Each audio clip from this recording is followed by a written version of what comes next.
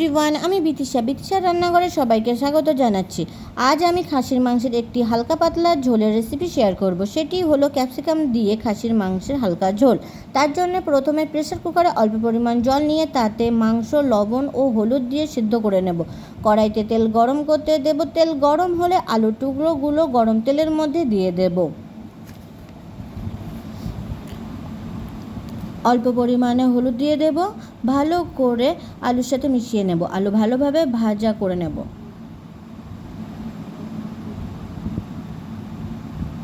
আলু ভালোভাবে ভাজা হলে তুলে নেব।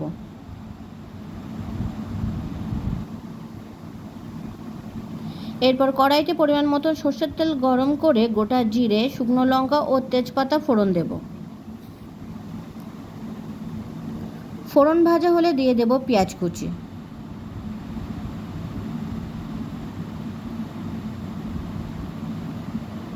পেঁয়াজ ভেজে নেব।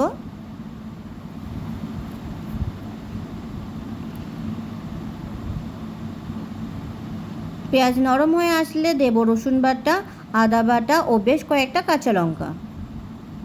সব কিছু সময় ভেজে নেব।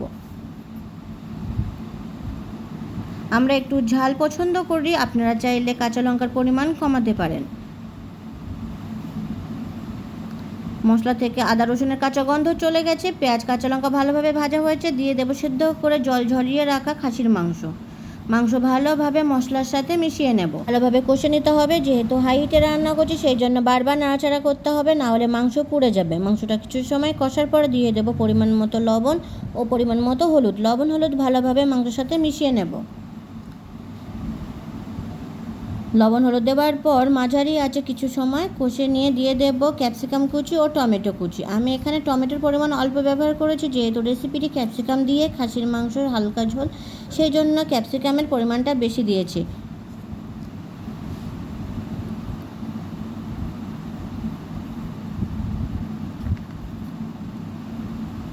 টমেটো ক্যাপসিকাম মাংসের সাথে মিশিয়ে নিয়ে কিছু সময় কষে নেব। টমেটো গলে গেছে, ক্যাপসিকামও নরম হয়ে গেছে। এবার দিয়ে দেব 2 চামচ জিরে গুঁড়ো, 1 চামচ ধনে গুঁড়ো, 1 চামচ মরিচ গুঁড়ো, 1 চামচ শুকনো লঙ্কার গুঁড়ো, হাফ চামচ কাশ্মীরি লঙ্কার গুঁড়ো। সব গুঁড়ো মশলা ভালোভাবে মাংসের সাথে মিশিয়ে নেব। আঁচটা আরও একটু কমিয়ে কিছু সময় কষে নেব।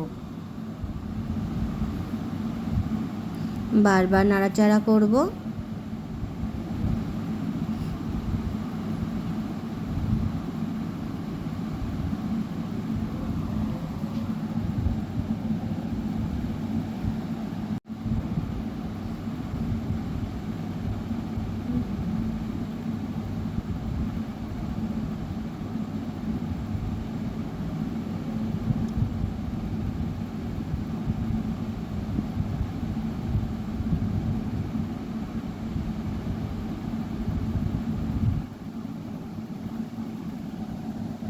মশলা ভালোভাবে কষা হয়েছে, মশলা থেকে তেল ছেড়ে দিয়েছে। এবার দিয়ে দেবো পরিমাণ মতো জল।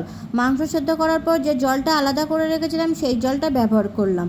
ভালোভাবে ঝোল নাড়াচাড়া করে নেব।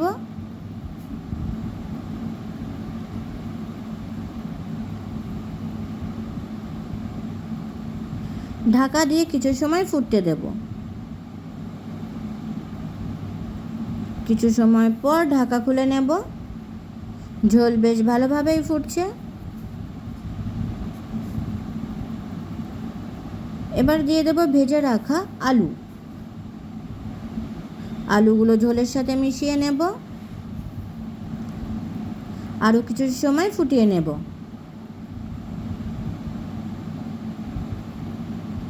মাঝে মাঝে একটু নাড়াচাড়া করে নেব।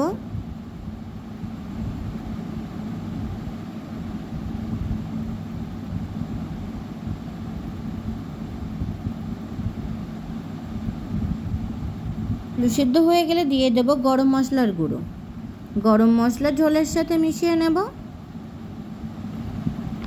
তৈরি হয়ে গেছে ক্যাপসিকাম দিয়ে খাসির মাংসের হালকা ঝোল।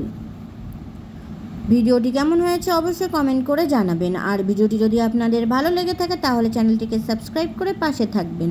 ধন্যবাদ।